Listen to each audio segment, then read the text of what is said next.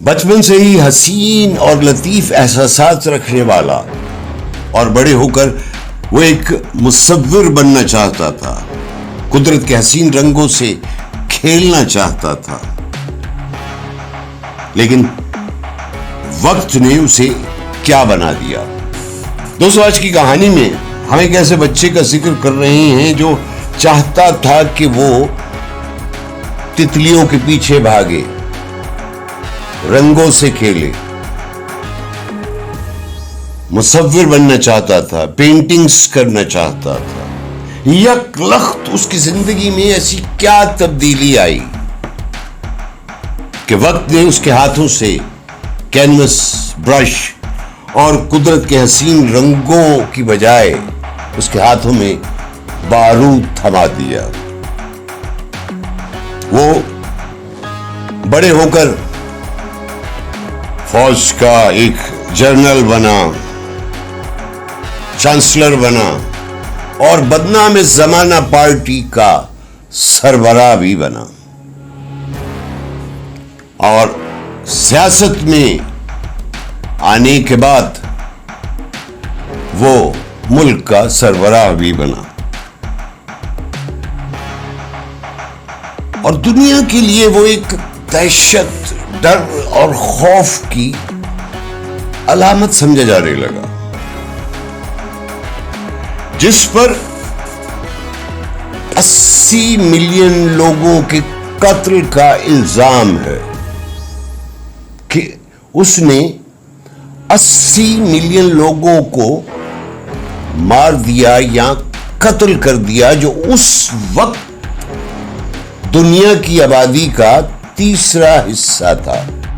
اس پر 80 million لوگوں کے قتل کا الزام محض الزام نہیں تھا، اس الزام میں صداقت بھی تھی۔ وہ دنیا کا طاقتور ترین شخص شمار ہونے لگا۔ دوستو، جس بچے کی کہانی آج ہم ڈسکس کر رہے ہیں، وہ بننا تو مصور چاہتا تھا، لیکن خوف اور دہشت کی علامت بن گیا۔ یہ بچہ 20 اپریل 1889 کو آسٹریلیا کے شہر ہنگری میں پیدا ہوا اور 1 مئی 1945 کو برلن میں اپنے انجام کو پہنچا، یعنی وفات پا گیا۔ اس کے مرتے وقت دہشت جو عروج پر تھی، اس کی دہشت اور بربریت کا ایک باب ختم ہوا۔ ناظرین، یہ بچہ کوئی اور نہیں تھا، یہ ایڈولف ہٹلر تھا۔ ساری دنیا کو نچانے والا اور خوف اور دہشت میں مبتلا کرنے والا ایڈولف ہٹلر۔ السلام علیکم دوستو، زاہد قریشی اپنے چینل زاہد قریشی ٹی وی کے ساتھ آپ کی خدمت میں حاضر ہے اور سلام عرض کرتا ہے۔ دوستو، چیدہ تعارف تو ہو گیا اس بچی کی کہانی کا، اس کی زندگی کیسے گزری، کیسے بڑا ہوا، کہاں پڑھا، کتنا پڑھا، اس کے خاندان کے لوگ، اس پہ جو دہشت کا الزام تھا اور اس کے اندر جو محبت اور چاہت کے احساسات تھے یا نہیں تھے، اس نے آدھی دنیا کو کیسے فتح کیا، ان سب پر روشنی ڈالنے کے لیے آج آپ کی خدمت میں حاضر ہیں۔ تعارف آپ سے ہو گیا، تو چلتے ہیں اپنی آج کی ویڈیو پر۔ دوستو، ہٹلر 20 اپریل 1889 کی آسٹریا کے ایک چھوٹے سے قصبے ہنگری میں پیدا ہوا۔ ہٹلر اپنی فیملی کے 6 بہن بھائیوں میں چوتھے نمبر پر تھا۔ بچپن اور نوجوانی کا کافی وقت اس نے آسٹریا ہنگری میں ہی گزارا تھا۔ 16 سال کی عمر میں اس نے اسکول چھوڑ دیا اس کی ایک بنیادی وجہ تو اس کے والد کی وفات تھی اور دوسری وجہ اپنے اساتذہ سے بحث و تکرار تھی۔ وہ ایک مصور بننا چاہتا تھا، فنکار بننا چاہتا تھا۔ وہ اپنی پینٹنگ اور کارڈز کو بنا کر فروخت کرنے میں، بلکہ اچھی قیمت پر فروخت کرنے میں کامیاب بھی رہا۔ ہٹلر حقیقت میں ایک وقت میں بے گھر تھا۔ پھر اس کی زندگی کا دوسرا حصہ شروع ہوا۔ اس نے پہلی جنگ عظیم میں فوج میں خدمات بھی سر انجام دی۔ وہ پہلی جنگ عظیم کے دوران فوج میں کوریئر یا ڈاکیے کی ڈیوٹی سر انجام دیتا تھا۔ پہلی جنگ عظیم کے دوران وہ شدید زخمی ہوا، جس پر اسے بہادری کے ایوارڈ سے بھی نوازا گیا۔ 28 ستمبر 1918 کا دن ہے۔ پہلی جنگ عظیم ختم ہو رہی ہے۔ پیرس سے 188 کلومیٹر دور ایک چھوٹا سا قصبہ مارکولین، برطانوی فوجی کے نشانے پر ایک نوجوان جرمن سپاہی ہے۔ وہ اسے چھوڑ بھی سکتا ہے اور مار بھی سکتا ہے۔ جرمن سپاہی جو کہ کوریئر یا ڈاکیا ہے، اسے یہ یقین ہو گیا تھا کہ اسے مار دیا جائے گا، لیکن ایسا نہیں ہوا۔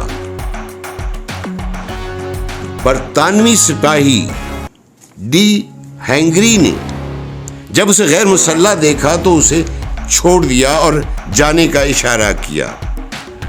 ہینگری یہ نہیں جانتا تھا کہ وہ جس شخص کو چھوڑ رہا ہے وہ کوئی اور نہیں تھا، بلکہ دنیا میں دہشت کی علامت بننے والا ایڈولف ہٹلر تھا۔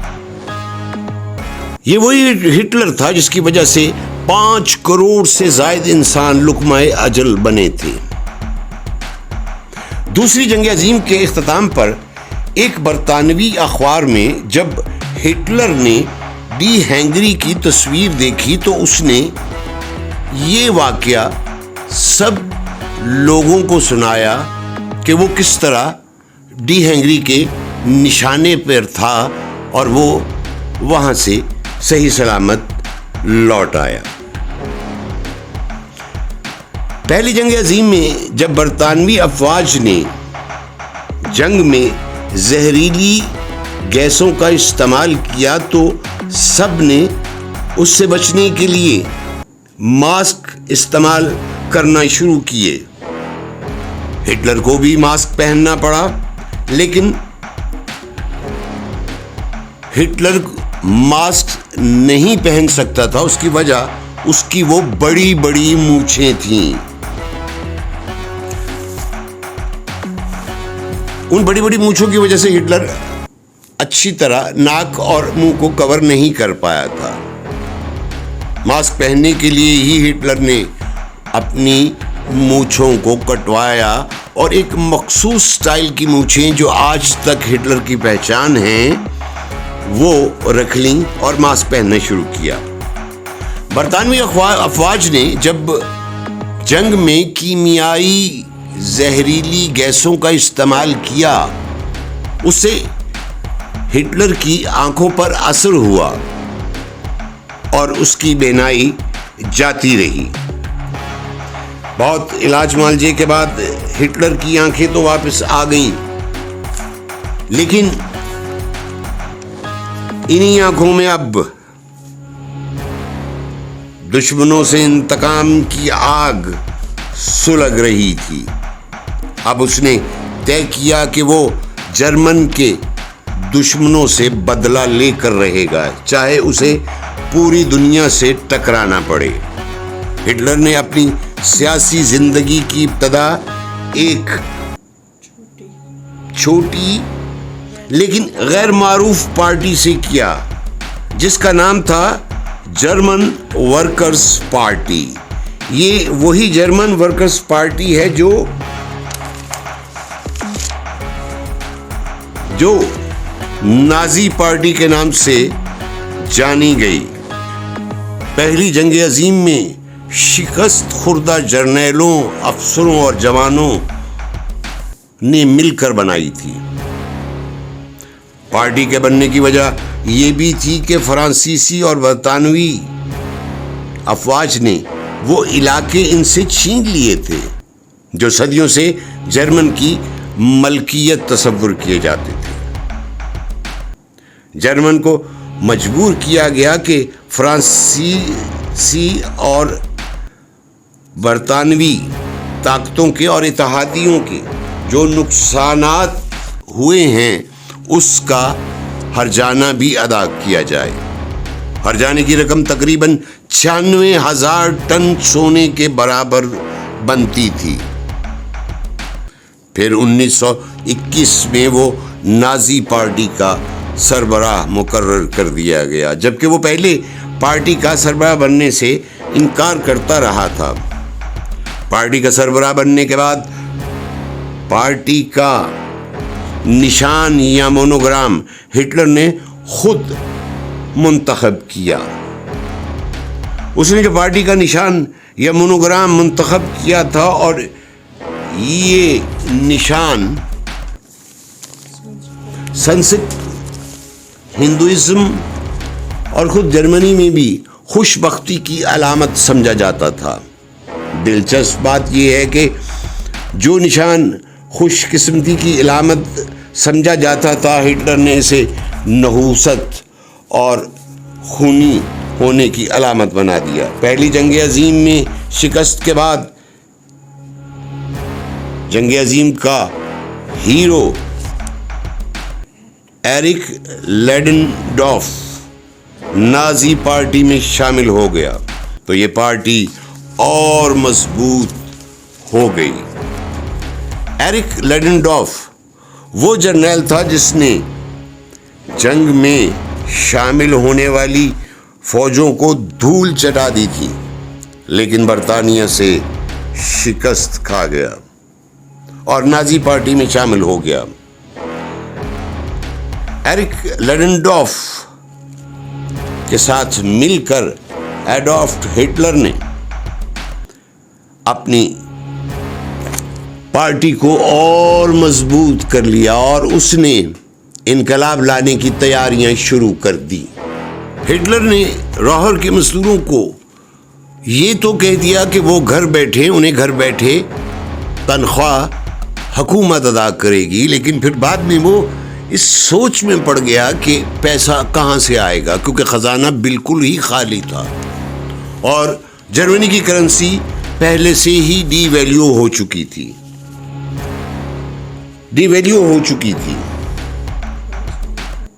اور اس نہج پر جا پہنچی تھی کہ بینکوں میں پڑی کروڑوں کی رقم بیکار ہو گئی.